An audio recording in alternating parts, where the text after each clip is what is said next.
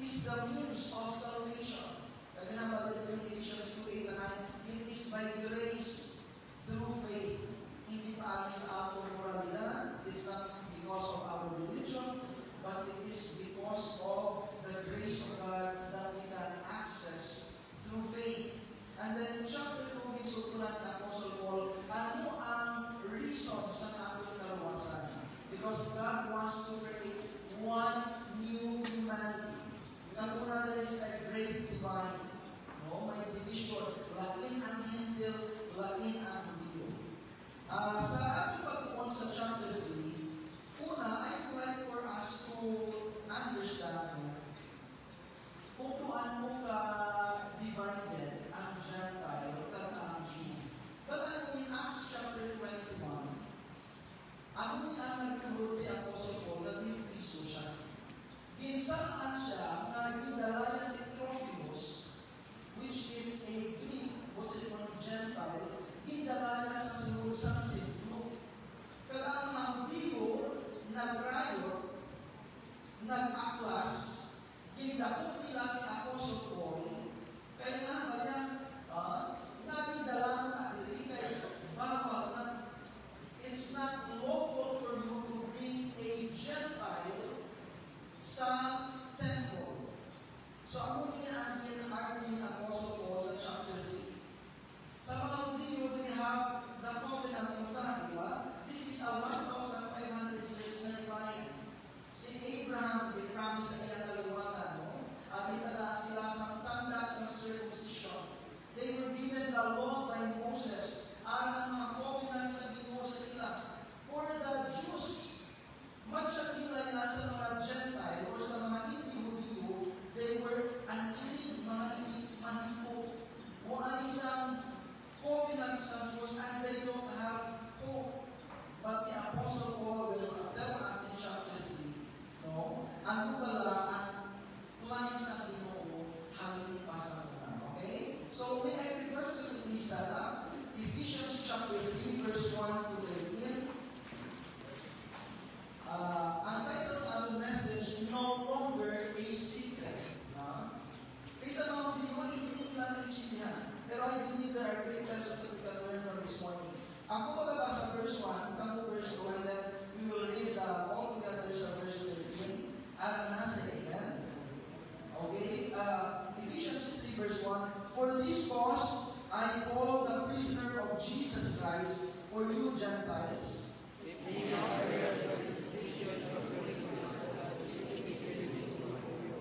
Our word in this dispensation is stewardship. Verse 3, how that by revelation he made known unto me the mystery, as I wrote afore in few words.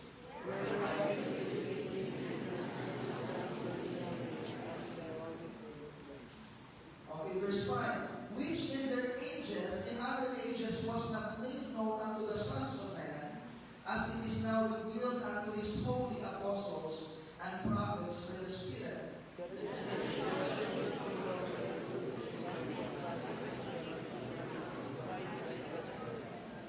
Wherefore I was made a minister according to the gift of the grace of God, given unto me by the effectual working of his power.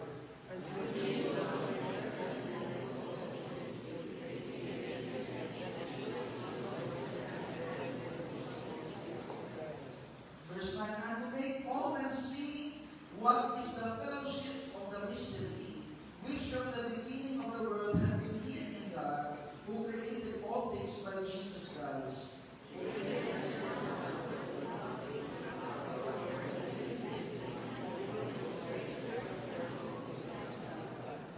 Verse 11, according to the eternal purpose which he purposed in Christ Jesus our Lord.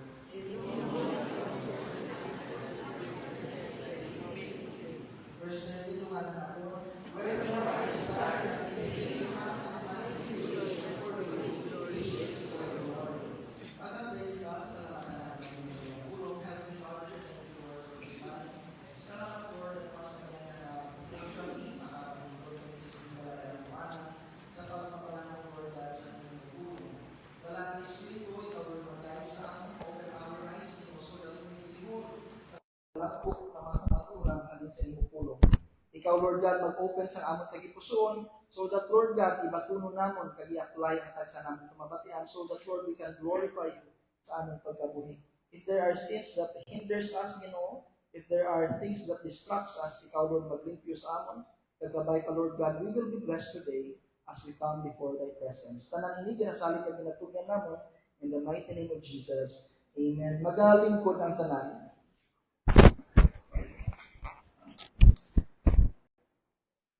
No longer a secret. No? In the time past, for 1,500 years, the Jews thought that they were the only chosen people. Pero sa sininga chapter nga atong pagatun-an karon, we will see nga ang eternal plan sang Ginoo is to unite all people in Christ. No nga isahon niya kita sa kay Kristo. And this calls us to live, to serve, and to stand in this reality. The desire of God is for that the whole world will be united in Christ Jesus. Amo na gani we support missionaries, amo na gani we go and proclaim the gospel. May mga preachers kita, may mga young people kita nga nagalakat sa mga routes, nagatudlo sa mga kabataan, nagapanglambot sa iban. Why? Because we want to be united, not just in religion, but in Christ. May ari siguro diri, no, kapamangkot, nga ari ako sa sining kalibutan, no? Does my life really matter? And remember this, if you are a Christian, God has a plan for you. You have a part sa eternal nga plan sang Ginoo. In this passage, makita naton ang Diyos, ang iya nga role, kag kung diin niya kita ginbutang. Sa chapter 2, as I have said, no, sa second part ng chapter 2, God created a new people in Christ. And sa chapter 3, dirigin explain niya, aning unity. Ining unity sang mga katawhan in Christ Jesus. Sang una, waay ni nahibaluan, gintago ini, but now it has been revealed. So in chapter 3 verse 1 and 2, tunan naton anay diri the suffering of all, no? Anong tunan naton diri nga ang pag-alagad sang Ginoo has a cost. Verse 1, for this cause, again, ano ang for this? Bangod sa gintudlo iya in chapter 2, ining one new humanity. I, Paul, the prisoner of Jesus Christ, for you Gentiles. Napriso siya. Because he thought that there is one new humanity, that there is no longer a distinction between Hudiyo kag Hentil, ginpriso si Apostle Paul. This is crucial. Why? Because ang unity sang church is not cheap. Ang preaching ni Apostle Paul came with a cost, as I have said sa Acts chapter 21. No? Paul was punished because ginwali nga ang Hintil are fully included in God's family. No? Pero nakita ni Apostle Paul diri sa verse 1, nang iya gapos, ang iya pagkapriso is not just because of the opposition of the world, but it is the plan of Jesus Christ. Tandaan natin mga kauturan, no? If we stand for the truth, if we speak the biblical truth, there will be resistance. Hambal ni Apostle Paul sa 2 Timothy chapter 2 verse 9, wherein I suffer trouble as an evildoer, no? Gingamo ako, ginkabig nila ako nga malaot, even unto the bonds. O, gingapos nila ako, but silingon ginpriso ako, but the word of God is not bound. No? Pero ang pulong sa Diyos, hindi mo mahigot. No? When you live out the gospel, sometimes it may cost you your relationship, your comfort, or your reputation. No? Basahan nyo lang ang mga Christian organization that works underground in many closed countries. Kung ano itong ginaagyan sa mga Christians. No?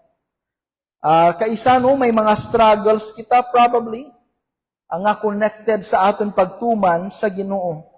No? So diri si Apostle Paul verse 1 and 2, his suffering. For this cause I, Paul, the prisoner of Jesus Christ, for you Gentiles, if you have heard of the stewardship, amuning dispensation, the stewardship of grace of God.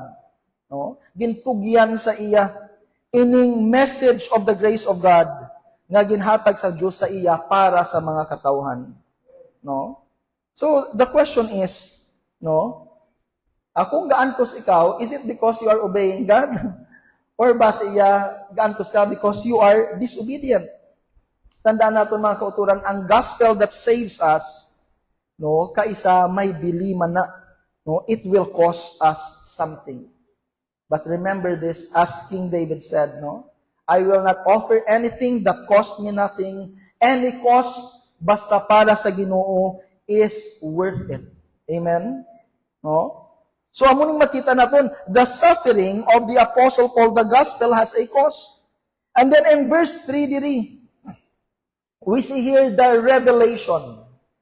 Nga nag-anto si Apostle Paul. Hambaya, how that by revelation, he made known unto me the mystery. Ang mystery, naghalin sa Greek word ni nga mysterion. In the past, it was hidden. Pero, ini sa verse 3, now it is revealed. And gin-emphasize ni Apostle Paul, ining kamaturan, ining unity, one new humanity. Ining pag-isa sang mga tao, sang hintil kag Hudiyo, sa kay Kristo Jesus, isang una, hindi ni nabalaan niya bangod sa philosophy, but it was revealed by God. It was not discovered by intelligence. Why siya na-develop sa iya lang nga filosofiya, but it was revealed by God. Sa una, it was hidden to Israel. Amin nila ang mga hintil were outsiders. Waay sang full clarity, kaya if you read sa Genesis, may hint. If you read in Isaiah, may hint. Pero in the Old Testament, amin nila sila lang gidiyang luwason sa Diyos. Now, the full truth is revealed. Nga ang plano gali sa Diyos is tanan, hindi lang Hudiyo. God's plan always included all nations.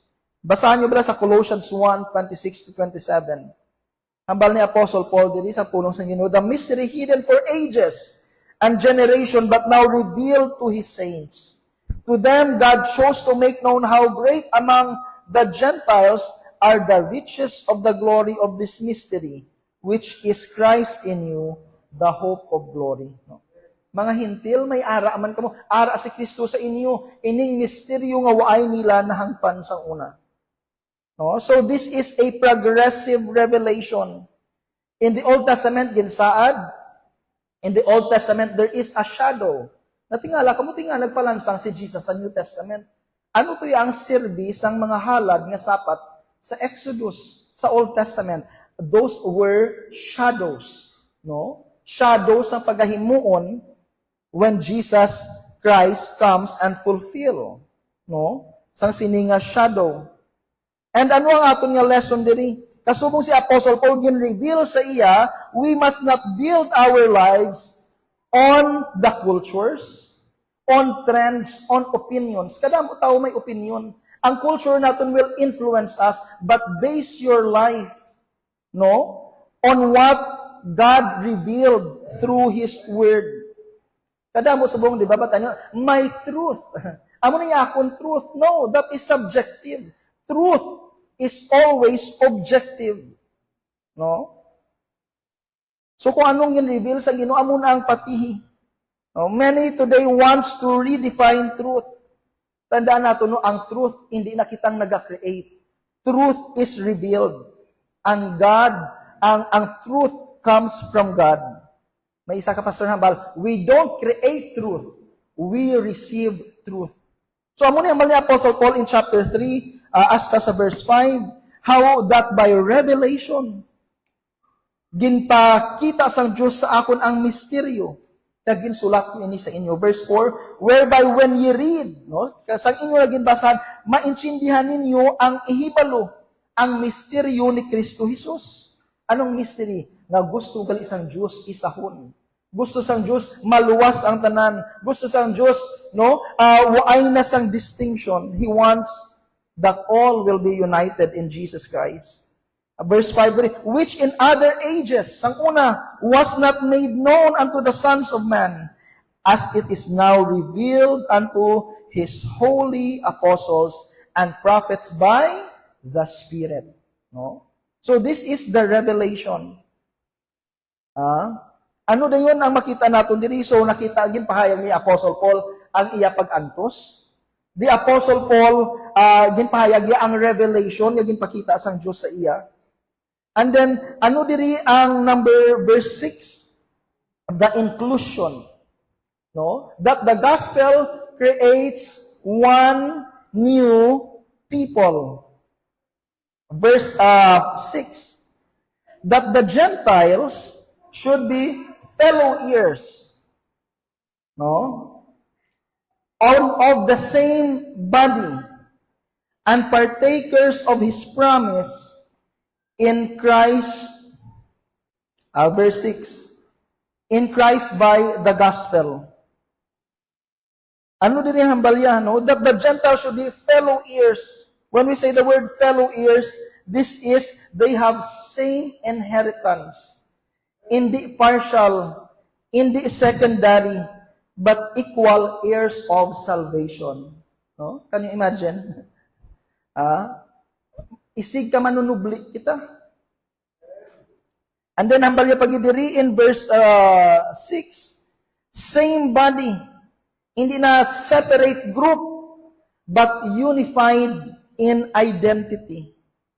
No? And then sa hambalya diri, and partakers of His promise, sharing equally God's blessings. No? So amo nagali no ang inclusion nga hindi lang ang ang Hudiyo, pero ginpahayag ni Apostle Paul diri, all are included. Those who are in Christ are fellow heirs, partakers of the promise. No, this destroys racial superiority, no, cultural pride, and sa life sang church, ano ang ginahambalya sini, no, nga waay dapat sang exclusion based on background, waay sang spiritual hierarchy nga mindset, hindi naton pag-i-treat ang iba nga tumulo as if do nubo sila ya. Kaya equal kita in the sight of God, and it is Jesus who made us equal. Hambal nila bala, no? Everything is equal on the foot of the cross. Waay sang manggaranon, waay sang alam, waay sang edukado, everyone is equal sa tiilan sang cross.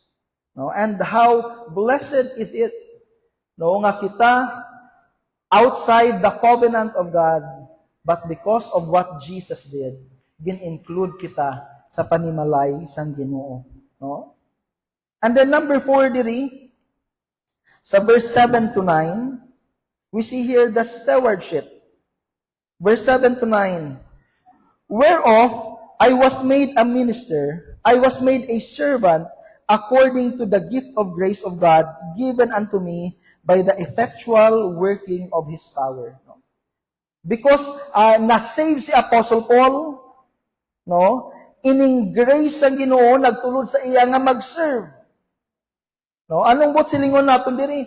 No, mag-alagad. If you are saved, you ought to serve. Verse 7, according to the gift of grace.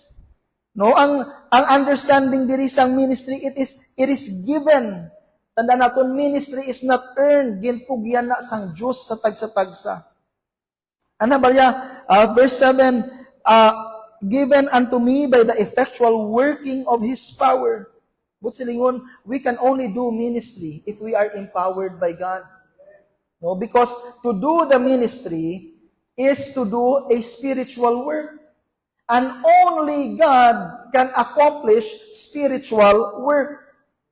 So sa mga Bible students natin, sa mga nagatry mag-win sa iba, no, we ought to pray. We need to walk with God and partner with God. Why?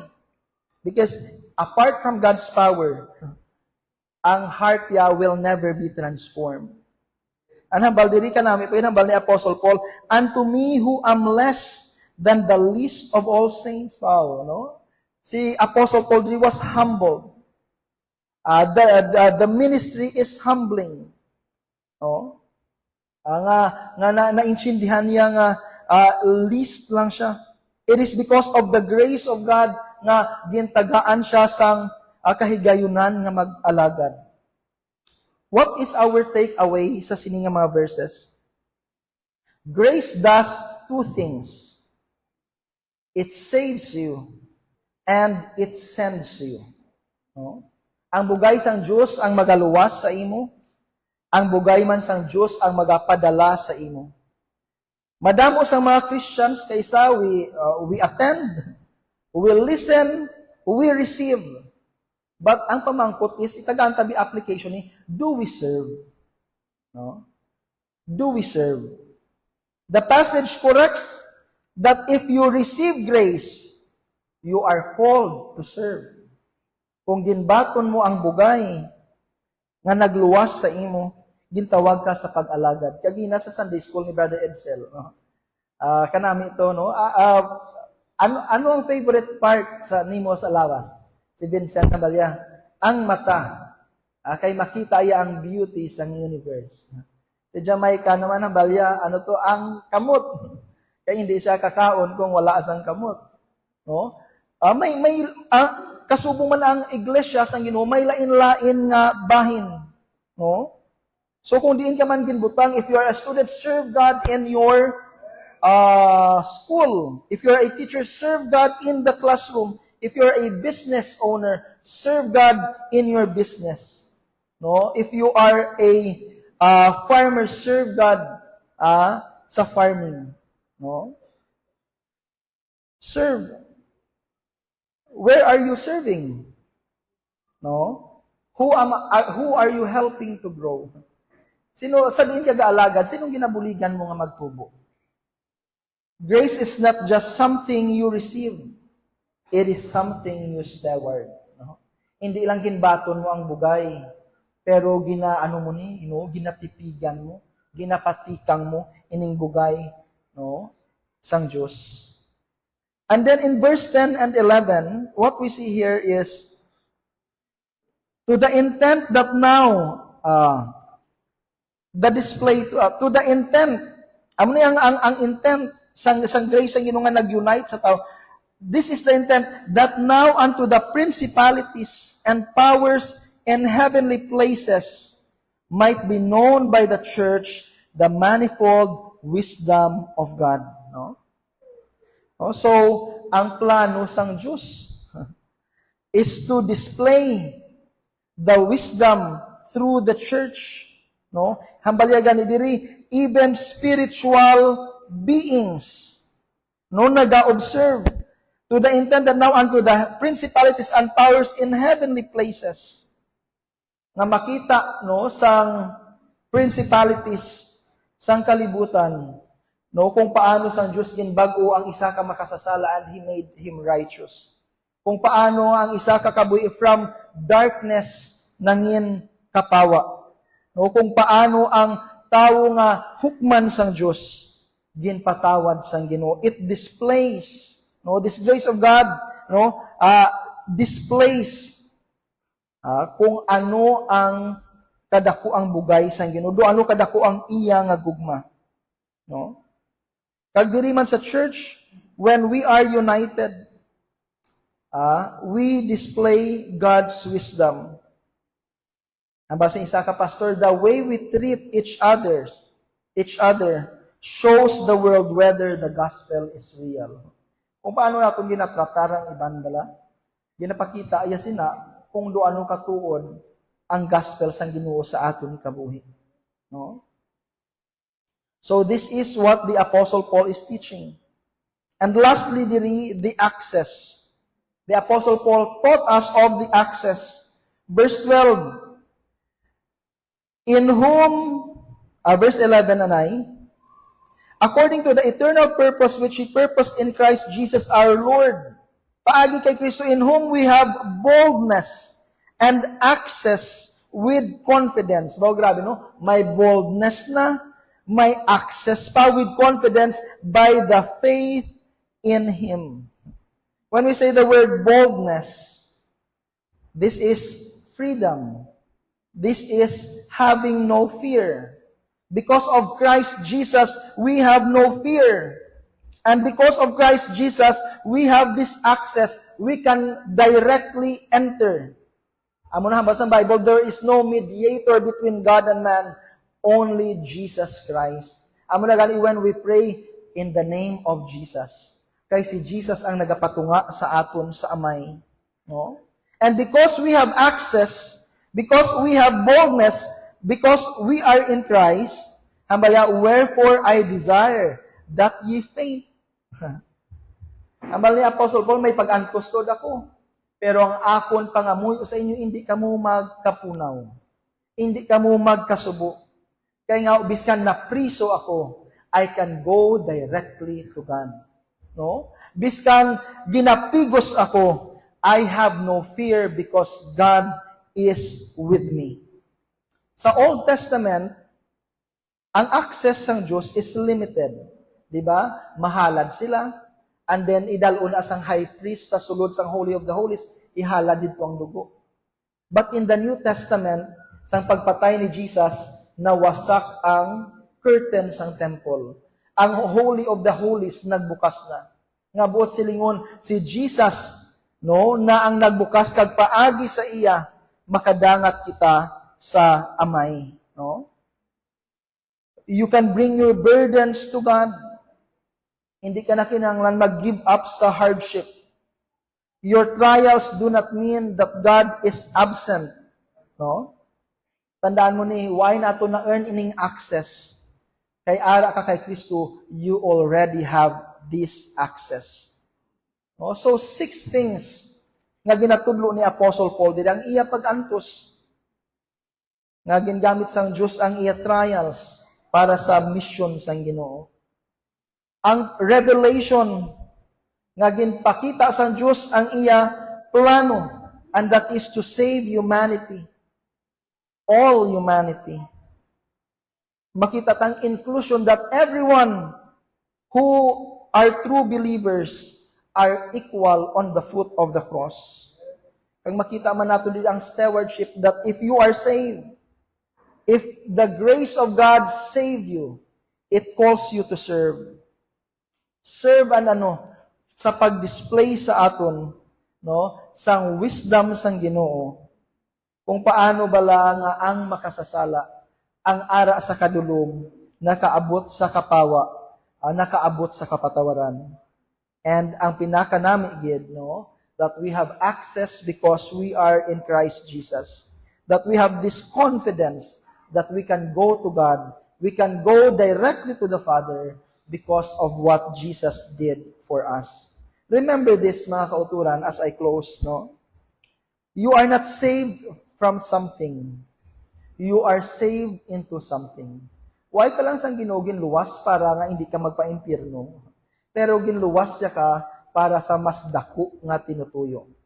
So ang pamangkot diri, are we living our part sa plano sang Dios? Ginakabuhi ta ba lang aton papel sa plano sang Diyos? Or basi observant lang kita, galantaw lang kita, spectator lang kita? Ang plano sang Diyos is that the whole world will be united. The plan of God is that everyone, will be united in Jesus. Pero we don't do our part. We don't support missions. We don't go. We don't tell others. No, we live our lives for ourselves. Then, be repentant, no? Because that is not the will of God for us. God didn't just save you. He revealed His plan and gave you a place in it, no? Why ka lang ginluwas ng Diyos? Pero pakita yang iya plano, kagintagaan niya kasang papel sa plano niya nga ina. No? Kung waay ang mga missionaries ang una nagkadto diri, nakabatiayhan kita sang gospel, no? Kung waay ayhan ang mga Christians sa Europe, balik nato, no? Sa time sang mga apostles, ang ilang mga sumulunod, kung why sila gin persecute, Kung gin-persecute sila, kag why nila ginpadayon ang pagtuluhan, sa diinayhan ang mga katawhan subong. Pero ginpadayon nila ina, no? Naglabot sa Europe, later on nag-abot sa Amerika, and later on ang mga Christians naman sa Amerika nagpadala, no, sa mga missionaries sa Asia, sa Africa. And many are coming to the Lord, and many are being united in God, no, through Christ Jesus. So kabay pa, we do our part, we serve the Lord, kay ang kaluwasan naton hindi lang na para sa aton. God has a plan and a purpose, and that is to unite everyone paagi kay Kristo Jesus. Napangabay tanan sa pagduko sang aton mga ulo, tiyong sang aton mga mata. 6 points, 6 realities that the Apostle Paul wants us to know. Ang pamangkot una is, sa pag-antos ni Apostle Paul, because nag-serve siya sa Ginoo, kamusta ikaw, no? Basi may mga pagtilaw man because you serve God, ikalipay na. Kung may nag-resist sa imo because you have known God and you are following God, ikalipay na. Kay sometimes, ang pagsunod ta sa Ginoo, magadala sa aton sang spiritual opposition. God revealed His plan. Sa diin mo bala gina-base imo kabuhi? Sa opinion sang iban? Sa trend kag culture sang sining kalibutan? Ask God today, Lord, make me a biblical Christian. Hindi lang Christian sa panghuna-huna, Christian sa tradition, but a biblical Christian sa conviction. Kag kung ikaw duga kaluya, ikaw, feeling mo kaisa hopeless, remember, you are included. Manunubli ka sang Ginoo. Ang saad sang Amay para na sa imo because you are in Jesus. Claim it. Saligi ang saad sang Ginoo because it's for you. Because you are in Christ. And hindi lang na nga included ka, but you are given a stewardship. You are given a task, and that is to share the gospel, to include those who are not included sa panimalay ng Amay. Do your part, Lord. Give me the avenue, give me the chance. May ara kita vacation Bible school, may ara kita summer camp, may ara kita follow-up, sa diin kada magpakigbahin. There is a stewardship kasubong si Apostle Paul nangin steward, so that the grace and the wisdom of God will be displayed. And remember this, hindi ka magkaluya because you can go directly to the Father, the King of Kings and the Lord of Lords, paagi sa kay Kristo Jesus. So if you are in Christ Jesus, rejoice. Sa sining aga, ipangayo sa Ginoo na, Lord, open my eyes, open my heart. Ikaw mag-strengthen sa akon mga tiil, magtandog sa akon mga kamot, so that maalagad ko ikaw and I can do greater things para sa imo kahimayaan. And if you are not yet in Christ, why ka pa na-include sa sining mga saad? But the only thing, no, para ma-include ikaw is that you follow Jesus. You trust Him with all your heart. Invite Jesus to be your Savior. Accept Jesus as your Savior. Follow Jesus as the Lord of your life. When we say, Lord, Master, agalon, He makes the decision sa aton kabuhi. So kabay pa, this message will make us realize kung ano kita ka-blessed because we are in Jesus. Pagka-pray kita, Heavenly Father, salamat. Salamat, good Lord, that sometimes ang amon Christianity, though hindi na thriving, it's very mechanical. But Lord, we ask na ma-realize namon, Lord, ining mga kamaturan, that sometimes there will be suffering. Pero Lord God, ang imo revelation nagpahayag sa imo Lord God mga promises. And since we are in Christ Jesus, we have this boldness, we can access the throne of grace. So that Lord, we will be empowered to serve. We will be empowered to reach out to others. And we will be empowered sa pag-share sa imong gospel sa iban. Help us, Lord, to display ang imong manifold wisdom, ang imong grace. Nakabay pa, Lord, makita sa mga katawhan that our God that we serve is a living God. Ang kabuhi, Lord God, matransform because of what you do. Nagkabay pa, Ginoo, ang tagsa nimo kakaanakan, they will find their place sa imo plano. Of the Lord kami, help us, Lord, to grow.